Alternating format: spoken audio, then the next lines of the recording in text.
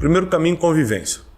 Impossível você conviver com uma pessoa que tem controle emocional e não começar a absorver isso. Perfeito. Então, eu era um cara muito descontrolado emocionalmente, na minha vida toda. Só que nos últimos 10 anos eu comecei a conviver com gente que é mestre das emoções. Convivi com o Dr. Augusto Cury. Sim, você sempre fala dele. Maravilhoso. Um mestre nessa área. Comecei a conviver com muitas pessoas que eu fui só na modelagem, na convivência. Eu falei, eita, e o cara nunca fala alto. Caramba, esse cara aqui perturbou ele e ele manteve a postura. Então tem que manter a postura? Não é para revidar? Entendeu? A convivência te ensina muito. Segundo, a experiência. Você sabe muito bem, e por experiência, ou porque você passou ou viu alguém passar, que se você botar sua mão num fio desencapado vai te dar um choque. Sim. Mas uma criancinha de 2 anos ainda não sabe disso. Por isso que você fala, não coloca a mão, ele fica tentando colocar a mão na tomada. Sim. Então, o que nós temos que pensar? A experiência, que é passar por algo e aprender com ela, porque se você só passou e não aprendeu, não é experiência. Opa, peraí. Então fala de novo. Experiência é quando você passa por algo e aprende com aquilo, virou experiência. Se você não aprendeu, porque tem muita gente que fica 10 anos no mesmo problema, não aprende. Não é experiência, é só problema acumulado. Boa, esse é um bom conceito. Entendeu? Então, a experiência, ela começa a partir do momento em que você aprende. É por isso que a experiência que gera maturidade não tem a ver com a idade. Tem a ver com as batalhas vencidas na vida. Tem gente de 50 anos de idade física que tem 20 anos de idade emocional. Porque nunca acumulou experiência, só acumulou problemas, só acumulou vivências, mas não experiências. Porque a experiência tem que vencer. Então, você pode aprender... Convivência, experiência? Convivência, experiência, leitura. Cara, a leitura é excepcional. É excepcional. Porque você aprende com a vida dos outros. Você aprende através da dor dos outros. Você leva a sua mente para um mundo que está sendo criado pelas palavras. A leitura, ela não tem explicação. Qualquer pessoa que quer vencer na vida precisa se dedicar na leitura. Eu defendo mais a leitura do que a formação escolar em si. Né? Porque eu vi muita gente que tem 5ª série só, cara, e venceu na vida. Mas ele nunca deixou de ler. Sim.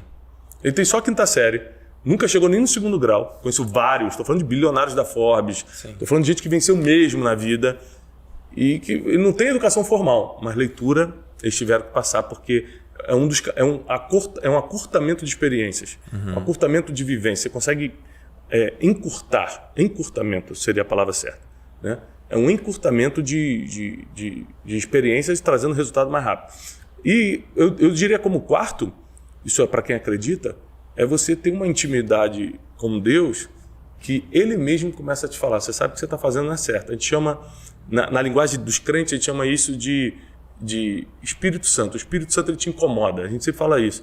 Você está aqui, eu estou começando a ficar com raiva de alguma coisa, o Espírito Santo fala assim, calma. Como que diferencia? É uma voz interior. Como é que diferencia, Brunet? Como é que eu sei que é Deus falando comigo e não minha própria cabeça? Tem várias formas. Primeira, e que é o maior filtro que existe, é a Bíblia. Deus nunca vai falar algo que já não esteja escrito. Por exemplo, o tempo todo a Bíblia está defendendo você proteger tua casa e tua família. Então, se vem uma voz falando assim, Joel, deixa a tua casa, mano. Tenta uma coisa nova ali. Aí você fala, será que é Deus falando comigo? Não tem como. Ele não pode ir contra a sua própria palavra, diz a Bíblia. Cara, só isso já... Entendeu? Só isso aqui já é suficiente. Então, se você quer realmente escutar a voz de Deus... Vai lá no fundamento. É aqui, ó. Exatamente. Não escuta a religião, não escuta o líder espiritual. Primeiro é o fundamento. Primeiro é o fundamento. Depois você escuta quem você quiser. Tá bom. Se você não conhecer o fundamento que está escrito... Não muda. Nunca mudou. Nunca mudou em 2000 anos. Está dando certo há 2000 anos. Tá dando certo. Funciona. Se os outros falarem, você mede pelo que está escrito. Agora, se você não conhecer o que está escrito, qualquer um consegue te enganar pelo que fala. Em nome de Deus. Em nome de Deus as pessoas te enganam, porque você não conhece o que está escrito. Incrível. Tá? Então, primeiro é isso. Segundo, Deus sempre quando fala, confirma. Calma. Vamos lá. Peraí, então... Para nunca ser coisa da sua cabeça... Exato, é isso aí que eu quero saber. Para nunca ser coisa da sua cabeça, toda vez que Deus fala, Ele confirma. Vamos dar um exemplo aqui da minha vida recente. Em 2020 eu morava nos Estados Unidos ainda. Morava em Orlando. Eu estava num momento de oração. E escutei uma voz na minha cabeça. Que eu entendi que era Deus. Porque você... É muito importante você saber que você só reconhece a voz que escuta todo dia. Você reconhece a voz da sua esposa na hora. Tem 10 pessoas falando. Se ela falar Joel, você sabe que é ela. Porque você escuta todo dia. Okay. Então, tem gente que nunca para orar, nunca para escutar a voz de Deus. É que no problema, Deus não falou comigo. Não, ele falou. Deus não para de falar. É você que não escuta. É você que nunca escuta, porque Perfeito. Você não reconhece a voz. A Bíblia diz, através do apóstolo Paulo, que existem muitas vozes do mundo. E nenhuma delas é sem sentido. Existe a voz do medo, a voz da angústia, a voz da ansiedade. Você está escutando milhares de vozes todo dia, cara. Você reconhece a voz que escuta mais. Só que quando você escuta a voz do medo, a voz da incerteza, a voz da dúvida, a voz do não sei o quê, e a voz de Deus está ali no meio, você não consegue entender que é a voz de Deus. Então a voz que você escuta mais, você acaba reconhecendo.